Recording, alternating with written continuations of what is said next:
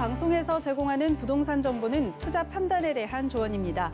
방송에서 제공하는 부동산 물건의 가치, 가격 상승 및 가격 하락에 대해서는 방송사에서 보장하지 않습니다.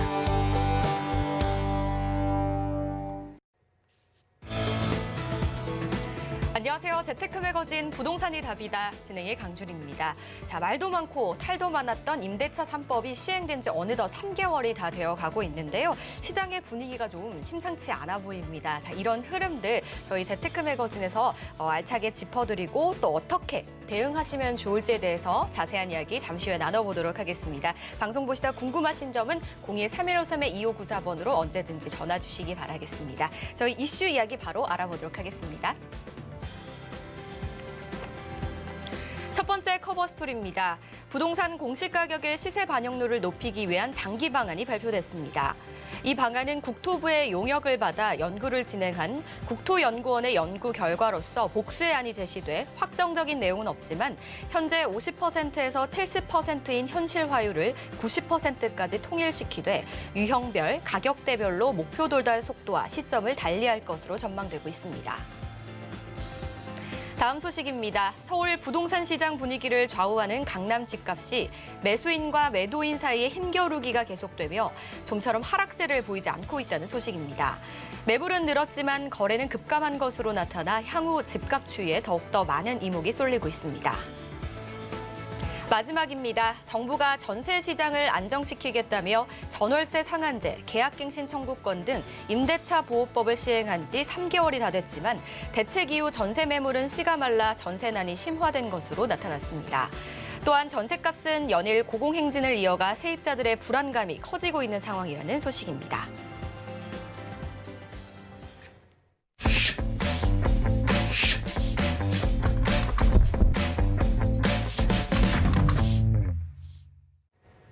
저희 오늘 함께 하실 분 바로 만나보도록 하겠습니다. 조민기 이사 자리하셨습니다. 안녕하세요, 이사님. 네, 안녕하세요. 네, 반갑습니다. 저희 첫 번째 순서는 강의 이야기부터 한번 들어봐야 될 것 같은데요. 앞서서 오프닝도 그렇고 허버 스토리에서도 잠깐 언급이 됐습니다. 자, 임대차 보호법 시행이 된 지 벌써 3개월, 굉장히 좀 꽤 긴 시간이 흐른 것 같아요. 근데 이 시간 동안 시장의 상황은 좀 어떻게 변화하고 있는지, 앞으로 좀 어떻게 대응하면 좋을지 짚어주신다고 들었습니다. 바로 한번 이야기 나눠볼까요? 네. 현 정부에서 여러 가지 부동산에 대한 정책들 참 많이 쏟아졌습니다. 23번째. 자, 지금 또 향후 또 준비하고 있는 게 24번째인데, 그 중에 이제 전세 시장에 대한 이 정책들, 바로 이 임대차 3법이었는데, 자, 지난 이제 7월 30일 날 시행이 됐기 때문에, 자, 현재 시점으로 이제 3개월이 지나가고 있는 상황인데, 이 과연 이런 시장 상황 어떤지, 그리고 어떤 향후에 대응을 어떻게 해야 되는지 이런 부분에 대해서 좀 한번 설명을 드려볼까 합니다. 자, 이게 7월 30일 날짜 기준으로 임대차 3법.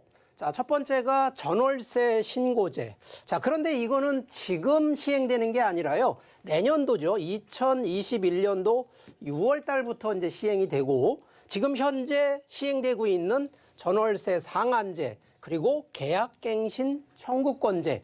자, 이 내용을 보면 기본적으로 정부가 하려고 하는 목적 아주 상당히 양호한 내용입니다. 당연히 전월세 신고제 기준이야 정보 공유화시키고 또 정보 공개되기 때문에 상당히 이것도 양호한 목적은 양호하다. 자, 전월세 상한제는 당연히 임대를 사시는 분 입장에서는 임대료 크게 급등되고 가격 비싸지는 거 이거 걱정 좀 안 하고 살자라는 이런 취지로 5% 이내에만 이 상한을 시켜주는 이런 컨셉 상당히 좋죠. 거기다 계약갱신 청구권은 임대기간이 보통 전세는 2년인데 자, 이거를 2+2에서 4년 정도는 좀 안정적으로 거주하는 바로 이런 기준. 그러다 보면 당연히 세입자, 임차인 입장에서는 안정되게 2년이 아닌 4년 동안 또 길게 전세 살 수 있다. 자, 이런 면에서 볼 때는 정책은 아주 바람직합니다. 자, 그런데 시장 상황, 자, 이런 내용을 좀 한번 살펴보니까 현재 전세 거래량으로 한번 살펴보니까 자, 이게 2019년 지난해 기준의 전세 거래량, 이게 상당히 지금 거래량이 많이 늘어난 기준이고요. 자, 금년도 2020년도 기준으로 보니까 거래량 이게 참 눈으로 보입니다. 이 데이터만 놓고 보면 이 급감한 거를 볼 수가 있는데 자, 결과적으로 이 얘기는 거래량이 떨어졌다는 얘기는 결과적으로 전세를 살겠다, 전세가 필요하다라고 하는 이 수요가 급상승을 했다는 게 첫 번째.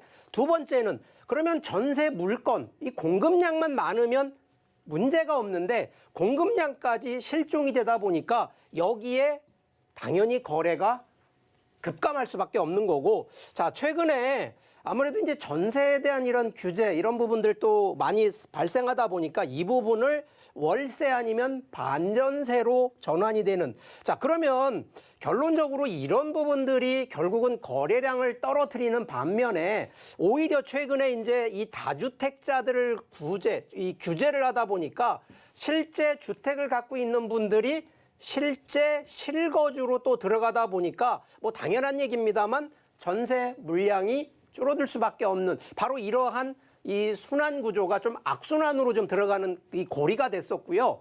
자, 여기에 그럼 가격, 이 정부가 얘기하듯이 진짜 상한제를 했기 때문에 전세 가격 올라가면 안 되는데, 자, 이 가격대를 좀 한번 놓고 보니까 자, 2020년 8월 달 기준, 지금은 10월 달 되겠습니다만 8월 달 기준으로도 이게 급상승을 하는데, 자, 이 데이터, 자, 이게 이 국민은행 시세 이 데이터인데, 자, 6월 5일 날짜와 9월 25일 날짜의 실제 전세 가격을 한번 비교를 해보니까, 자, 이 지역은 서울권입니다만 이 상승률로 보면 최고 지금 38.5%가 이게 급상승을 하거든요. 지금 전월세 상한제가 5%인데 이게 38% 올랐다는 얘기는 이게 당연한 얘기거든요. 그냥 집주인이 가격 올린다고 올라가는 이런 계획 상황들이 아니고요.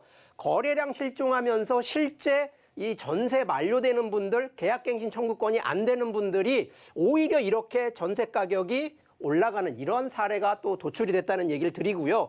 자, 여기에 하나가 결국은 이제 계약갱신 청구권이 들어가면서 임대차 분쟁 조정이라고 실제 이제는 법원에서 뭐 이 분쟁을 해야 됩니다. 자, 이게 과거 대비했을 때는 이게 상당히 낮았었는데, 자, 지금 이게 8월 달, 9월 달, 10월 달 이게 가면 갈수록 증가하고 있다는 얘기거든요. 결국은 이제 변호사 선임해서 결국은 뭐 임대하는데도 소송 싸움해야 될 판이라, 자, 이런 것이 과연 정책상으로 제대로 흘러가는 방향일까? 이런 부분 한번 좀 살펴보셔야 되는데, 자, 그러면 정부에서 지금 정책에 대한 부분, 자, 잘못했다라는 얘기보다는 수정을 해야 된다는 얘기를 좀 드리고 싶은데, 자, 지금 현재 정책 방향, 뭐 기존 임대차 3법 지속, 자, 이거는 정부에서 그대로 강행을 하겠다는 거니까 제가 볼 때 이거 나쁘다고 얘기를 드리는 게 아니라, 자, 3법은 유지를 하되 좀 더 변화를 주는, 그러면 결국은 제가 볼 때 이거는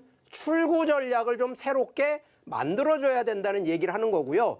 자, 계속적인 거겠지만 전세 공급량 이 부족은 현재 기준으로는 방법이 없을 겁니다. 현재 2년 사시던 분도 만료를 안 시키고 2년 더 4년을 유지하기 때문에 당연히 기존의 전세 물량 줄어들 수밖에 없는 거 하나에, 기존에 주택 갖고 있는 1주택이든 2주택이든 갖고 있는 분 중에 실거주로 증가하기 때문에 이런 부분들, 그리고 공급량이 적다 보니까 신규 더 부족합니다. 자, 이런 부분에서 출구 전략 충분히 신규 공급량을 늘리거나, 자, 다주택자들이 갖고 있는 물량을 전세 물량으로 좀 돌릴 수 있는 이런 기준 만들어줘야 되는데, 자, 그러면 결론적으로 임대정착 완화를 해줘야 되는데, 이 출구 전략 중에 하나가, 자, 현재 임대 사업을 하고 있는 주택, 바로 이런 부분에 전환을 좀 혜택을 좀 해주는 거를 한번 생각을 해보셔야 됩니다. 자, 무조건 주택 임대사업자 하시는 분들 뭐 자진 말소시키고 이런 부분보다는 오히려 혜택을 줘서 전세 물건 물량을 좀 공급해주는 영향, 최소한 이게 1, 2년 정도 하다 보면 전세 물량 공급 이제 시장의 원칙으로 순환이 된다는 점. 그래서 정부 정책 하시는 분들이 정책은 그대로 유지하면서 이러한 출구 전략의 한두 가지만 좀 세심하게 고민을 좀 해봐 주시면 충분히 이런 문제 좀 더 풀 수 있는 방법이 나온다는 점 한번 강조를 드리니까, 우리 시청자분들도 이런 내용을 한번 감안하셔서 여러 가지 정책에 대한 내용들 같이 고민해 보시기를 바라겠습니다. 네, 기존의 전세가 끝나는 사람과 또 수요가 증가하고 공급이 부족해지면서 거래량이 줄 수밖에 없고 금액이 올라가고 있는 그런 상황입니다. 이런 부분들이 좀 원활해질 수 있도록 다른 차후의 대책과 이런 부분들이 좀 잘 자리를 잡아야 될 것 같다라는 생각이 듭니다. 저 이렇게 강의 잘 들어봤고요. 이번에는 부동산 재테크 리포트 시간입니다. 실제 사례 통해서 팁 전해드리는 시간입니다. 화면을 통해 바로 만나보시죠.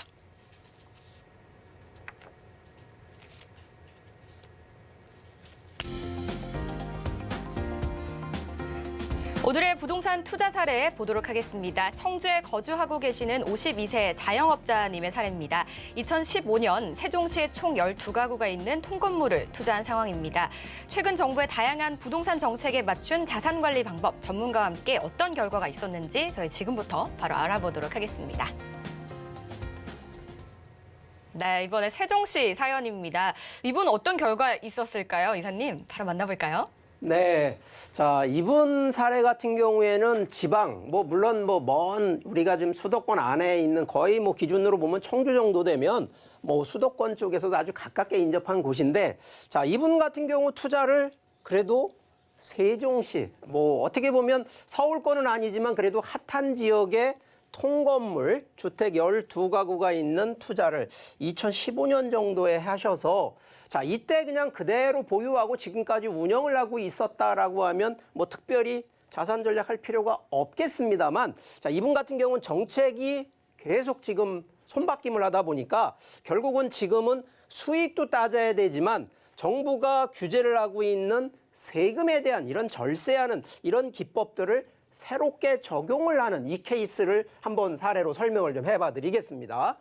자, 실제 이제 투자한 케이스가 대지가 164평, 상당히 좀 넓은 면적, 세종시니까 약간 지방 쪽이기 때문에 12세대에 있는 바로 이러한 통건물로 투자를 하셨고, 자, 세종시지만 전체 세종시의 지금 행정도시 안쪽이 아니라 바로 인접하고 있는 조치원 산업단지 바로 옆쪽에 위치를 하고 있는데, 자, 이분이 매수가 7억, 2015년에 7억이니까 자, 요거 3.3 제곱 평당가로 보면 약 한 426만 원에 매수를 하셨어요. 제가 볼 때 이거 아주 양호하게 매수를 하셨고, 임대수익 월세를 따져보니까 한 570만 원, 매달 570만 원씩 이제 받고 있다라는 거고, 충분히 산업단지가 있기 때문에 임대 공실 걱정 없는 정도 컨셉인데, 자, 이분이 그러면 어떻게 또 하셨냐? 기존에 12가구가 있던 거를 총 18세대로 이거를 또 리모델링을 하셔서 결국은 운영과 관리를 조금 변경을 해서 지금 운영을 하고 있는, 그래서 제가 볼 땐 좀 상당히 성공적인 케이스고요. 지금 이 정도 대지 한 160평대 정도면 지금 매수가 7억인데, 자, 2015년 기준 대비 지금 2020년이라 그러면 최소 이 정도는 한 지금 18억 정도 되는 이 단가로 좀 보시면 될 것 같습니다. 자, 그런데 지금 이 케이스에서 과연 이분이 이제 어떻게 자산 관리를 하셨냐면, 자, 실제 통건물 하면 저희가 최근에 정부가 규제를 하고 있는 다주택자들, 자, 그러면 다주택자로 갈 것이냐 아니면 1주택으로 갈 것이냐라는 이 관점, 자, 이게 건축물 용도상으로요, 단독주택이냐 공동주택이냐 또 근린생활 쪽이냐 이거에 따라서 다주택으로 가느냐 단독으로 가느냐 결국은 주택 하나를 소유하는 이 기준이 바뀌어지는데, 다행스럽게 이분이요 바로 이 다가구 주택으로 통건물로 들어가셔서 이거를 원룸 건물로 리모델링을 하다 보니까, 자, 이분 같은 경우에는 이게 다주택으로 바뀐 것이 아니라 그대로 1주택으로 유지를 한 케이스가 되고요. 자, 원래 지금도 다세대 주택 쪽으로 들어가시는 분들은 건물도 같은 4층, 5층짜리라 하더라도 다세대로 들어가신 분들은 이 부분은 다주택자에 걸리시기 때문에 지금 정책하고 좀 매치를 하다 그러면 솔직히 이거는 좀 바람직하지 않은 건데, 자, 이분 같은 경우 사례에는 단독으로 들어가셔서 통건물로 들어가셨기 때문에 이분 같은 경우는 상당히 안성맞춤으로 들어가셨다라는 얘기를 드리고요. 자, 두 번째가 저희가 부동산의 운영을 하는 부분에 있어서는, 자, 리모델링을 하느냐 토지 전용을 하느냐 기존 임대라든가 이런 부분들로 바꿔지거든요. 자, 근데 이분 같은 경우에는 신축으로 하신 게 아니라 기존의 통건물을 인수를 하셔서 바로 내부에 총 12가구를 15가구 정도로 바꾼 바로 이 리모델링을 통했고요. 여기에 하나를 이제 앞으로 좀 변경을 하는 걸 제가 더 추천을 드린다 그러면 자, 이 부분이 1주택이긴 합니다만 오히려 이제 1층이나 2층 같은 경우에 아직은 주변이 크게 상권이 안 돼 있습니다만 주변이 바뀌는 상황을 보시면서 상업용으로 전환하는, 그래서 요거는 이 건축 용도 변경이라는 거를 향후에 한번 계획을 하시라는 제언도 좀 드리는 입장이고요. 자, 여기에 저희가 보통 제가 리모델링 그리고 활용 뭐 이런 얘기를 꼭 드리면 우리가 항상 보면 돈에 대한 투입 부분만 생각을 하시는데, 자, 비용적인 얘기는 일단 제껴두고요. 가장 포인트를 좀 잡으셔야 되는 게 당연한 얘기입니다만 정책, 그리고 세금, 그리고 여기에 대출. 자, 이 세 가지만 생각을 하시면 대부분의 결론이 뭐냐? 일단 지역이 선정이 될 수 있습니다. 자, 우리가 보통 부동산 투자는 투자 가치가 있는 지역에다 항상 하라고 합니다. 자, 근데 다행스럽게 이분 세종시인데, 자, 세종시가 규제 지역에 들어가는데, 자, 이 부분의 안에서도 다주택으로 들어가는 게 아니라 1주택으로 들어가면서도 인구와 정책이 선호되는 지역을 선택했다는 것이 참 잘하셨다라는 거고요. 지금도 투자하시고 그런 투자 고민을 하시는 분도 바로 이런 투자 지역을 어느 쪽으로 할 건지 반드시 고민하시라는 얘기고요. 자, 지금 어쨌든 현 정부가 정책 금방 포기하지 않을 겁니다. 최소한도 중장기적까지 보면 다주택자들에 대한 세금 폭탄 점점 더 과중될 거라는 거거든요. 그렇기 때문에 주택에 대해서 넘어가는 주택 쪽 컨셉이 아니라 주택을 하더라도 1주택 아니면 상업용 쪽으로 전환하는 바로 이런 할인 정책 쪽으로 좀 더 턴을 하시는, 그러면 결국은 이 얘기는 바로 용도 변경이라든가 우리가 리모델링 같은 거를 좀 활용하시라는 얘기를 드리는 거고요. 자, 그 안에서도 토지와 건물에 대한 변경이 어느 지역에선 제한이 걸리지만 이 부분을 다양한 리모델링이 충분히 가능한, 그러면 이거는 아시겠지만 일반 분들은 전문가가 아니시기 때문에 모릅니다. 그리고 어렵습니다. 그래서 이런 부분들은 좀 더 전문가들하고 좀 의논을 하시면서 자, 본인이 갖고 있는 부동산 분명히 있을 겁니다. 자, 그런 부분들도 그냥 가만히 놔둘 게 아니라 가만히 앉아서 다주택자 되셔서 세금 폭탄 맞느니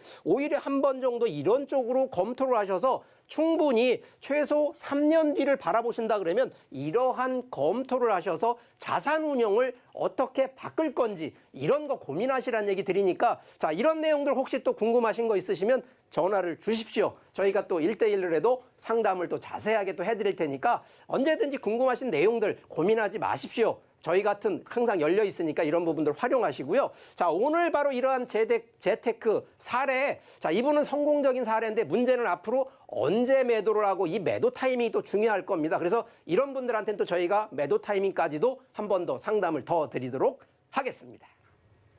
기존의 상태에 좀 머물지 않으시고 리모델링으로 좀 과감한 변화와 또 규제에 맞춰서 운영 계획을 도전하고 시도하셨던 분이신 것 같아요. 성공적인 사례였다고 하니까 뭐 잘 참고해 보시면 좋을 것 같습니다. 그리고 더 자세한 얘기 좀 나누고 싶으신 분들을 위한 자리 마련돼 있다고 하니까 바로 안내해 드릴게요.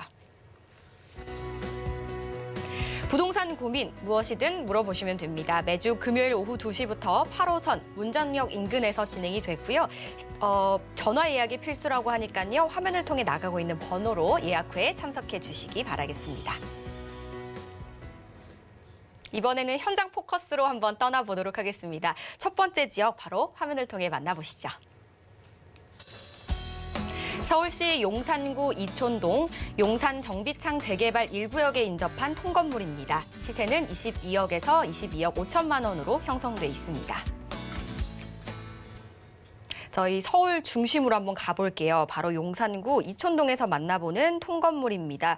뭐 용산역 개발도 굉장히 많이 알고 계실 것 같고요. 그리고 한강변에도 또 인접해 있기 때문에 희소같이 한번 기대해 볼 법할 것 같은데 어떤가요, 이사님? 네. 첫 번째 현장 포커스, 아주 핫한, 서울에서도 가장 핫한 용산인데요. 용산에 있는 이 통건물입니다. 바로 이제 위치가 용산 정비창 기지라고 용산역입니다. 용산역 재개발 1구역에 바로 인접해 있는데, 자, 어떤 이 현장 포커스 현장인지 한번 지도를 좀 보면서 설명을 드려보면, 자, 바로 여기가 용산역이고요. 자, 여기가 용산 기지창. 바로 여기에 지금 재개발이 뭐 공공재개발 다 들어갑니다.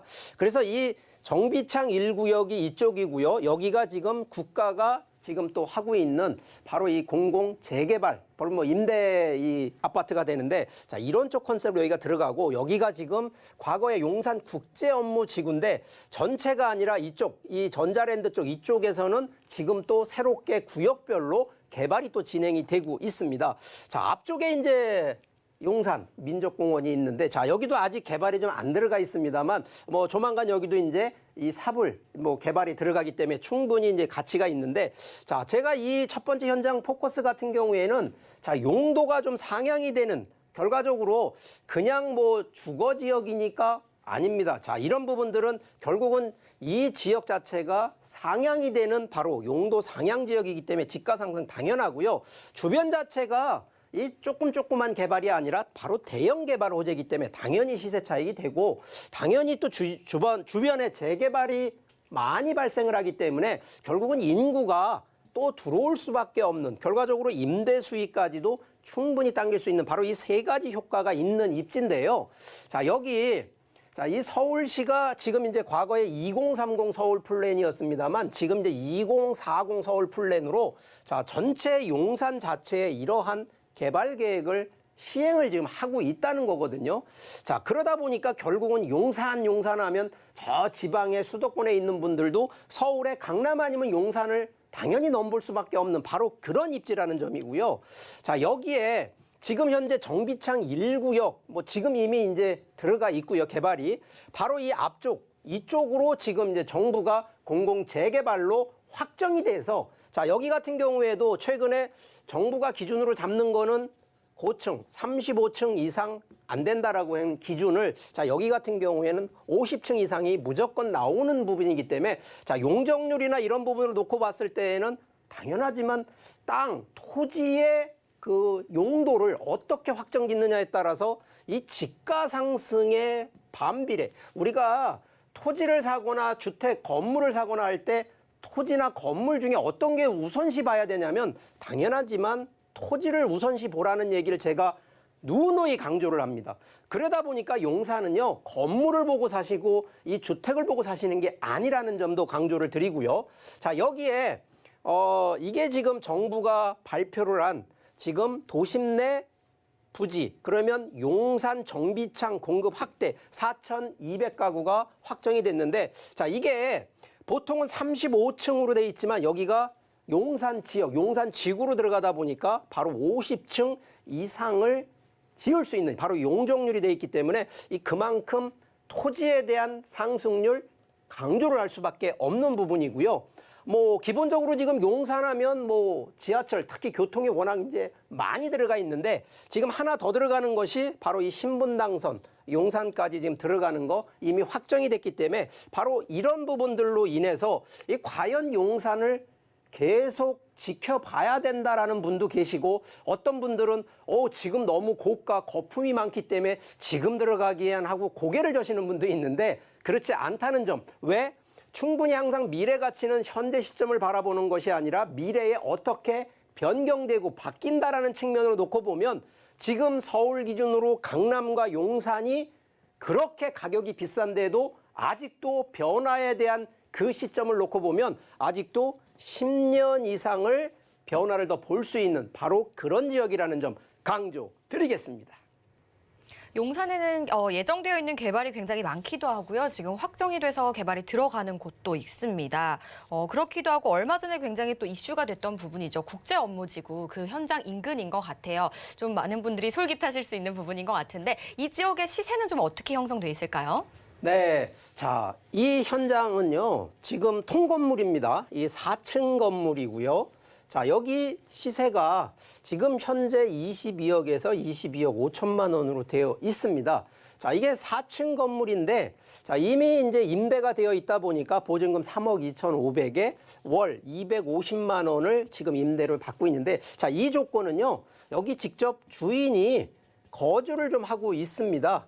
그렇기 때문에 뭐 당연히 실거주, 요즘 같은 용산이나 이런 데에는요, 이 토지거래 허격으로 묶어 있다 보니까 이거 본인이 들어가시는 분한테 적용이 되는 케이스입니다. 그런데도 불구하고 이 부분을 왜 저희가 투자에 대한 컨셉으로 포커스로 설명을 드리냐면, 자, 결과적으로 투자라는 거는 오늘 보는 게 아니라 미래를 보기 때문에 최소 10년 정도를 바라보신다 그러면 이 정도의 수익 가치 있는 부분이고요. 자, 현재 대출 약 한 4억 정도가 가능하시기 때문에 자금이 좀 작진 않습니다. 약 한 14억 7천만 원대에서 15억 초반대 정도의 자금이 있는 분들이라면 단순하게 그냥 사놓고 묻어두는 컨셉이 아니라, 자, 이 부분은 뭐 자녀분이나 누가 이제 실제 가족이 실거주하는 조건으로만 들어가신다 그러면 충분히 투자에 대한 메리트가 있는 현장 포커스라는 점 강조드리겠습니다.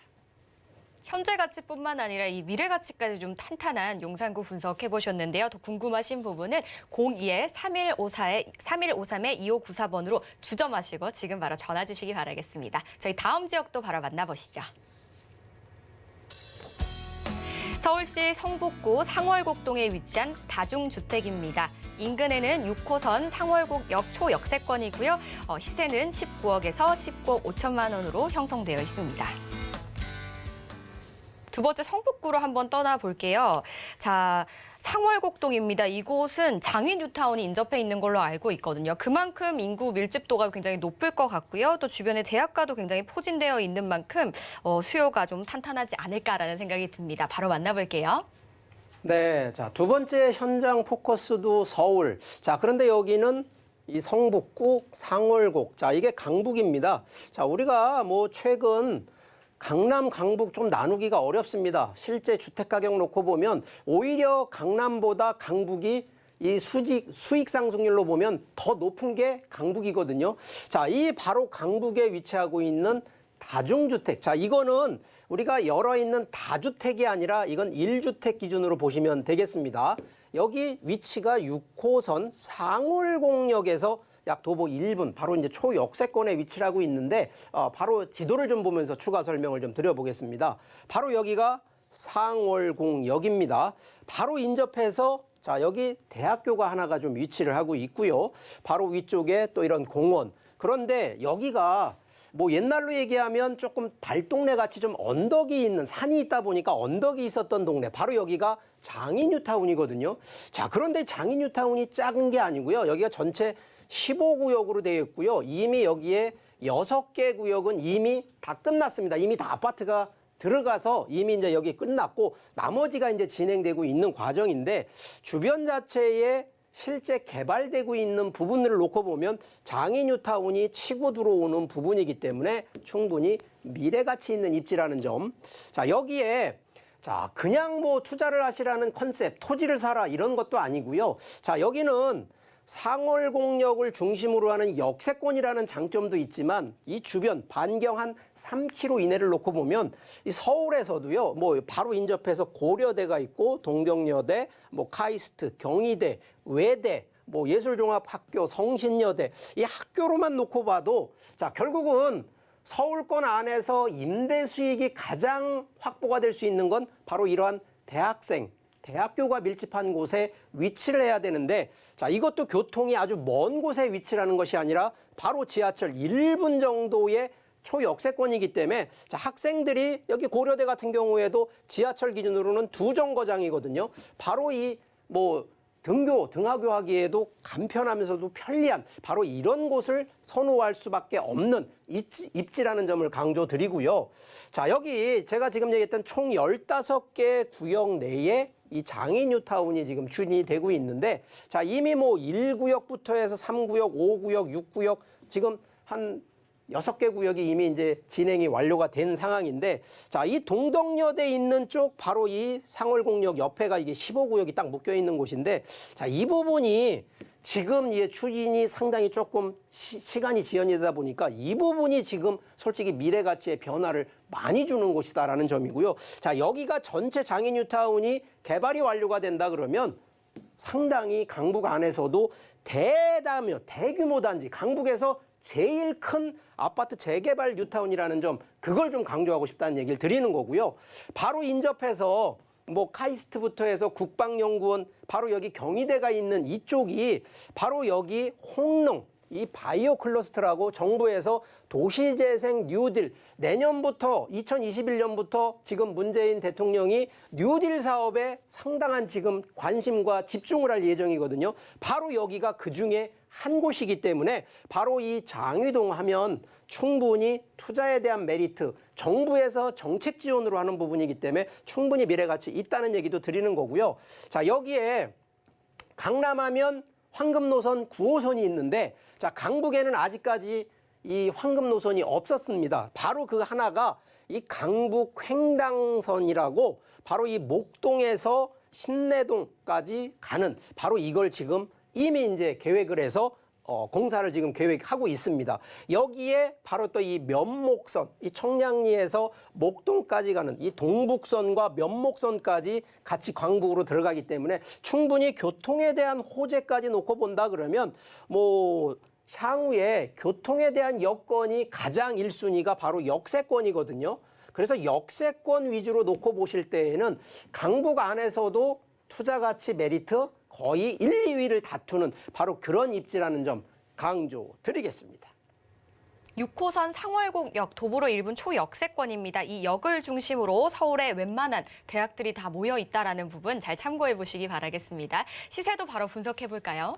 네, 자, 두 번째로 소개해드리는 바로 이 현장, 바로 이 통건물인데, 자, 이거는 1주택, 다중주택입니다. 그리고 4층짜리고요. 자, 이게 시세가 지금 약 한 19억에서 19억 5천만 원인데, 자, 어떤 분들은 강북에서 좀 비싼 거 아니냐라는 분들도 계십니다. 자, 실제 근데 뭐 어떤 물건이든 가격에 대한 부분은 뭐 누가 매긴다기보다는 시장의 논리가 그렇습니다. 충분히 이 가격의 시세가 형성이 돼 있다 이렇게 말씀을 드리겠고요. 자, 현재 월세가요. 보증금 3억 4천에 월 한 800만 원대 정도가 임대. 근데 여기 대부분은 뭐 1인 가구로 들어가고 있는 바로 뭐 대학생이라든가 직장인 수요가 이미 임대가 맞춰져 있는 부분이고요. 다행스럽게 이게 또 지금 대출이 약 한 7억까지도 가능하시기 때문에 자, 들어가는 금액 대비 약 한 8억대에서 9억 초반대 정도의 자금력을 갖고 있는 분들이라 그러면 이 충분히 투자에 대한 메리트가 있는데 자, 이 부분도 제가 지금 역세권 얘기를 좀 드리면 역세권 안에서도 단순하게 임대 수익으로 그것도 주택으로 얼마나 가져갈 거냐라고 보통 판단들 하시지 않습니까? 자, 그런데 저 같은 전략은 자산관리 전략으로 놓고 보면 최소한도 지금 장인 뉴타운이 되기까지 놓고 보면 7년입니다. 다 완성이 되는 게 7년 이후라고 보면 자, 그럼 7년 동안은 그대로 1주택으로 운영하시면서 임대 수익 800만 원대 유지하시는 전략을 그대로 고수를 하시다가 8년 이후 한 10년 정도 되시면 어떤 게 바뀌냐면 일단 뉴타운이 끝나고 나면 바로 역세권 바로 이 상업지 개발이 들어갑니다. 자, 이때 리모델링을 통해서 주택을 그냥 주택이 아닌 오피스 결국은 근생으로 바꿔버리면 자, 주택에 대한 규제에서 일단 벗어나시면서 토지 자체를 근생, 상업용으로 바꾸기 때문에 충분히 한 단계 업그레이드해서 결국은 시세 차익, 임대 수익은 둘째고요. 시세 차익까지 바라볼 수 있는 이 두 마리 토끼를 같이 한번 검토해 보시라는 전략 제안을 해드리도록 하겠습니다. 상월곡독의 투자 전략까지 모두 세워봤습니다. 잘 참고해 보시기 바라겠습니다. 여러분 지금 재테크 매거진 부동산이 답이다와 함께하고 계시는데요. 저희 방송에서 제공하는 정보는 투자 판단에 대한 조언일 뿐 해당 부동산의 가치와 수익률을 보장하지 않는다는 점 기억해 주시기 바라겠습니다. 다음 지역도 바로 만나볼게요. 경기도 파주시 부곡리 파주역 3km 인접한 토지입니다. 시세는 4,700만 원에서 5천만 원으로 형성되어 있습니다. 네, 저희 조금 북쪽으로 이동해서 파주로 한번 떠나볼게요. 이곳은 뭐 도로가 굉장히 잘 뚫려 있어서 이제 가기 접근성이 굉장히 좋은 곳이잖아요. 그래서 좀 인기가 많이 있는 것 같아요. 자세한 설명 한번 들어볼게요.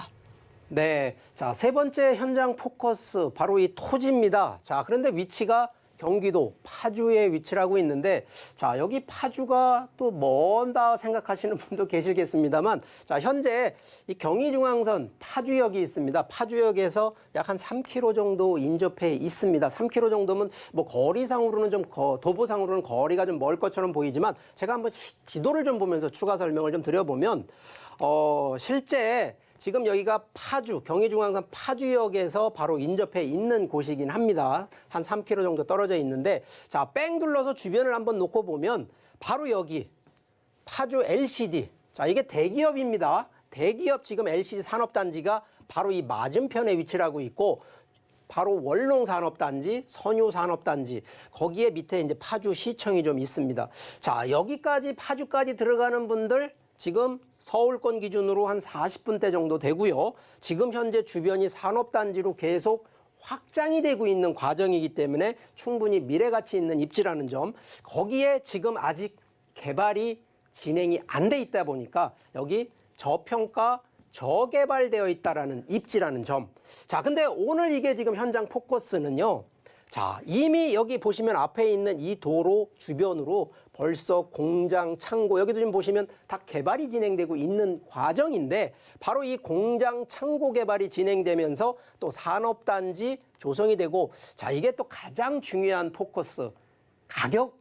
우리가 어떤 분들은 비싸서 못 사신다는 분들 계시는데, 자, 가격이 저렴하다는 얘기를 왜 드리냐면, 자, 이게 거의 공시지가 가격 기준입니다. 그렇기 때문에 가격이 참 저렴한 부분이고요. 여기에 이제 추가로, 자, 주변을 살펴보면 이 위쪽으로는 자연 녹지, 바로 밑에 쪽, 지금 공장하고 창고 들어있는 부분은 계획 관리, 바로 여기 해당 이 현장 같은 경우는 보존 관리인데 바로 경계선상에 위치를 좀 하고 있습니다. 자, 이런 얘기는 공장이 지금 치고 계속 개발이 돼서 진행이 되는 과정이다 보니까, 자, 이게 종상향, 그러면 보존 관리가 계획 관리가 가능한 부분이기 때문에 상향 용도 지역이라는 점. 자, 현재는 평지가 아니고 임야로 되어 있기 때문에 저평가되어 있고 가격이 저렴하다는 얘기를 드리고요. 자, 이거 가장 중요합니다. 이 금액대나 이런 부분으로 놓고 보기에는 자녀한테 증여용으로 가장 활용하기 좋다라는 점을 강조드리고요. 자, 이 주변을 한번 놓고 보니까 바로 파주역 맞은편 쪽에 바로 53만 평 LCD 산업단지 이미 조성돼서 운영을 하고 있고요. 자, 주변을 쫙 한번 보면 아까 이 파주역 중심으로는 한 3개 큰 대형 산업단지만 소개했지만, 자, 파주 전체를 놓고 보면 9개의 대형 산업단지들이 밀집하고 있는 곳이 바로 이 동네라는 점.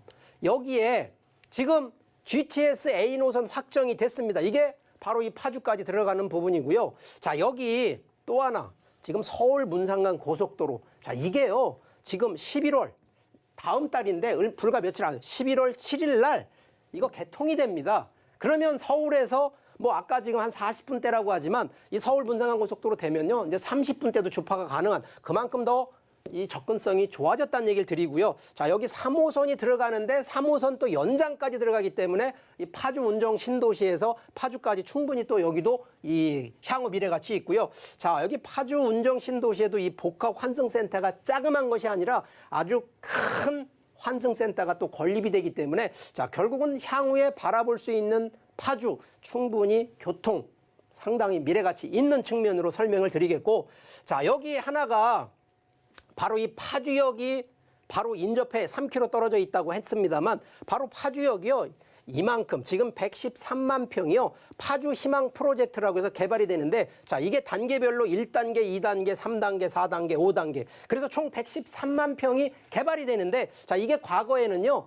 여기가 페라리 이 테마파크가 형성됐던 곳인데 그게 이제 무산되면서 파주시하고 지금 현재 대기업, 국내 건설회사하고 합작을 해가지고 지금 이게 진행이 되고 있다는 얘기거든요. 그렇기 때문에 충분히 파주역 바로 3km 인접해 있기 때문에 토지는 주변이 어떻게 바뀌느냐가 제일 중요한데, 바로 이 프로젝트가 진행이 되기 때문에 충분히 토지의 지가 상승 기대해 볼 수 있다는 점, 이 점을 좀 더 강조하고 싶습니다. 활용도가 굉장히 높고 그리고 많은 개발 가능성을 가지고 있는 파주 토지 만나보고 계십니다. 투자 전략도 한번 세워보시죠. 네, 자, 이 세 번째 현장 바로 이 토지인데, 자, 이게 궁금하실 겁니다. 그럼 면적. 자, 이게 옛날 이제 평형대로 보면 한 332평 정도가 됩니다. 이게 작은 평형대는 아니거든요. 자, 그리고 지목이 임야입니다. 그리고 용도 지역이 보전 관리 지역입니다. 현재 임야기 때문에, 자, 이게 무슨 계획 관리면 당장 개발한다. 이거 개발이 아닙니다. 자, 용도상으로는 임야고요. 자, 이게 하나가 단점이 하나 있습니다. 어떤 거냐? 지금 도로가 없습니다. 그럼 이게 뭐 맹지인데요. 자, 가격이 300평대의 맹지 임야 보존 관리인데 가격대가 요겁니다. 아주 착한 가격이라고 4,700에서 5천만 원. 자, 그런데 이거 요즘 뭐 이 토지 그 공시가를 한번 확인을 해보면요. 지금 한 12만 원대 정도, 한 12만 한 4천 원 정도 될 겁니다. 요게 평당가로. 자, 그런데 4,700만 원, 5천만 원대로 한번 이 평당가로 300평으로 나눠보시면요. 요게 얼마? 약 한 14만 원대 정도의 가격이 돼. 그러면 거의 공시지가 수준으로 투자를 한다라는 개념이고, 자, 여기서 제일 또 중요한 거 하나.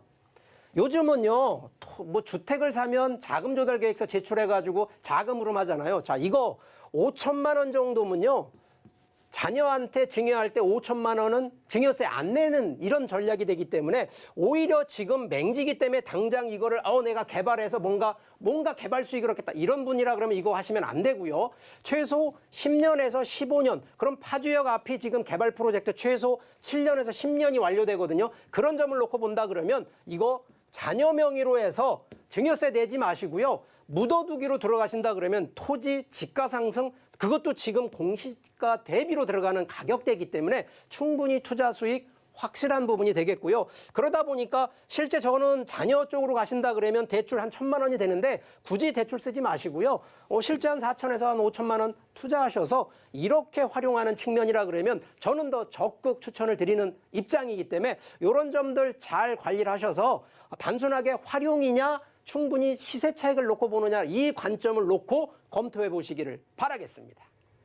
네, 하루하루 다르게 개발이 진행되고 있는 파주시 토지 만나보셨습니다. 저희 마지막 지역만 남아있거든요. 다음 지역도 바로 만나보시죠.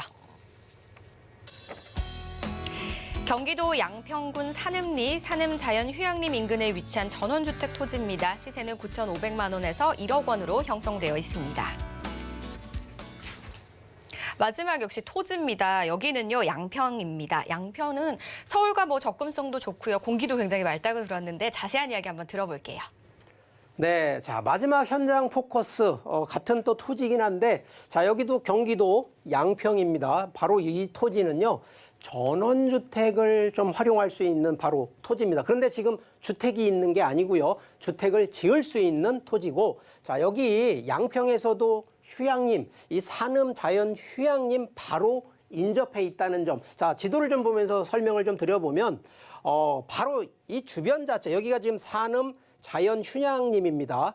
바로 인접해 있고요. 위쪽으로는 홍천강, 그런데 여기 서울 양양간 고속도로 바로 이 설악 인터체인지인데, 자, 이 서울권, 특히나 이 강남이나 하남권에서 설악 인터체인지까지 딱 가면요, 여기 딱 30분 거리입니다. 그리고 주변에 유명산, 뭐 중미산, 용문산. 자, 우리가 서울권에서 혹시 또 지하철을 이용하시는 분들은 바로 밑에 쪽으로 여기 용문역이 또 있습니다. 용문역까지 오셔서 또 가실 수 있는, 그러니까 교통도 서울권에서 좀 편리하고, 자, 교통 전체적으로 서울에서 차를 이용하시는 분들이라면 한 40분대, 그리고 주변 자체가 워낙 산들로 둘러싸여 있으니까 청정 자연 입지, 그리고 아직 개발이 좀 덜 돼 있으니까 그만큼 저평가돼 있고요. 또 인접해서 여기 또 비발디 파크 리조트가 상당히 이 휴양시설이 또 구성이 되어 있는 입지인데, 자, 이 마지막 현장 같은 경우에는 지금 이미 이 앞쪽 뒤쪽으로 들어가는 입구 쪽에도 보시면요, 이미 펜션이 또 만들어져서 사람이 없는 동네의 토지가 아니고요, 이미 들어가 있는 바로 이러한 주택들도 있고 또 펜션으로 활용이 되는, 그러면 결론적으로 이 지역은 전원주택으로 개발이 진행될 거다라는 걸 예상하실 수가 있고요. 당연한 얘기지만 힐링타운 조성이 될 수 있는 부분이고요. 자, 여기도요, 가격이 아주 또 착한 가격이라는 점.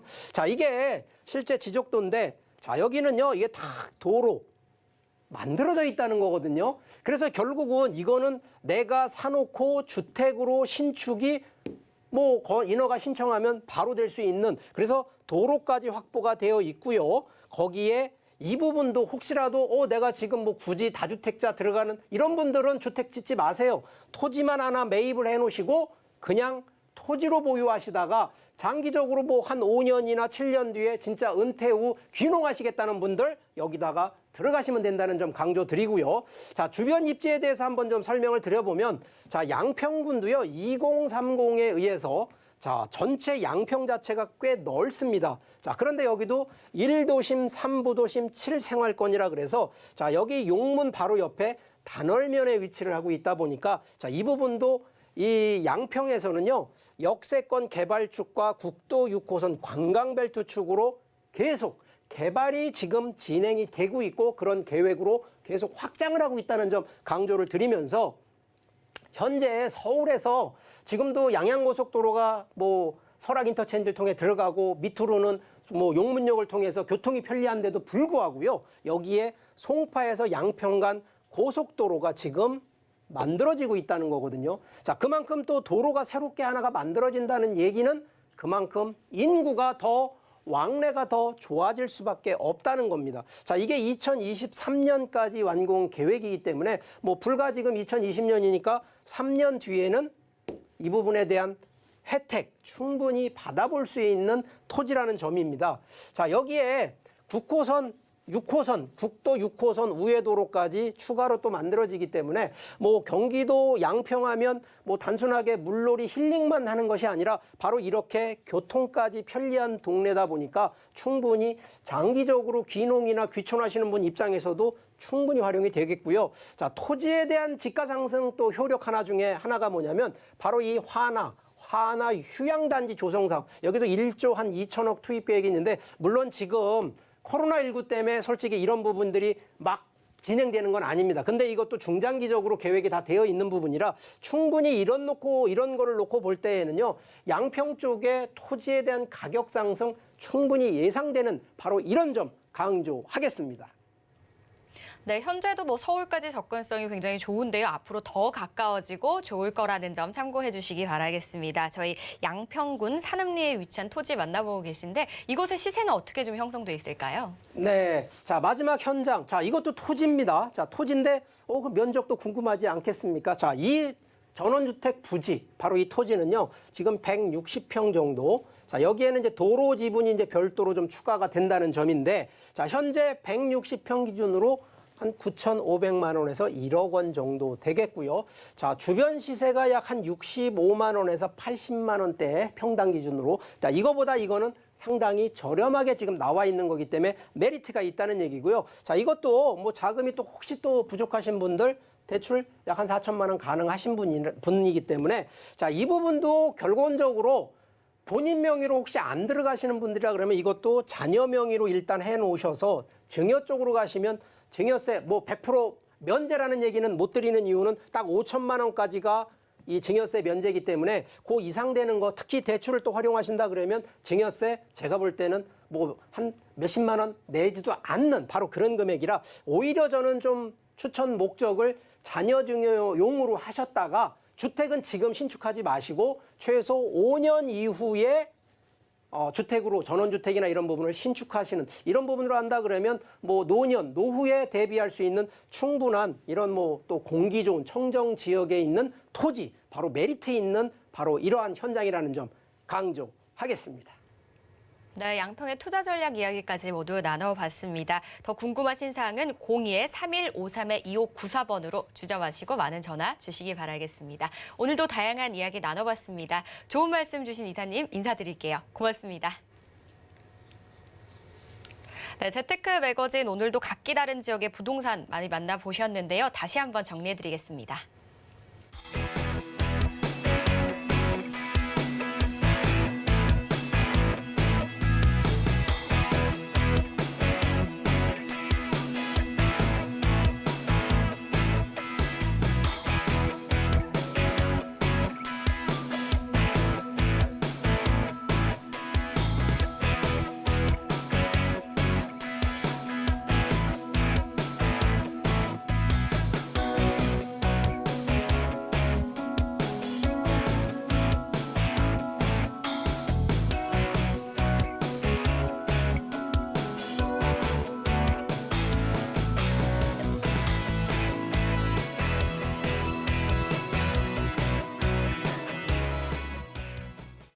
저희 방송에서 제공하는 정보는 투자 판단에 대한 조언일 뿐 해당 부동산의 가치와 수익률을 보장하지 않는다는 점 기억해 주시기 바라겠습니다.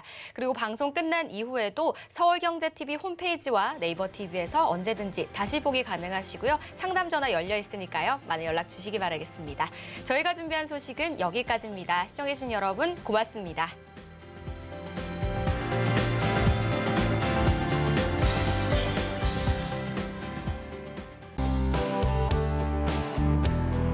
본 방송에서 제공하는 부동산 정보는 투자 판단에 대한 조언입니다. 방송에서 제공하는 부동산 물건의 가치, 가격 상승 및 가격 하락에 대해서는 방송사에서 보장하지 않습니다.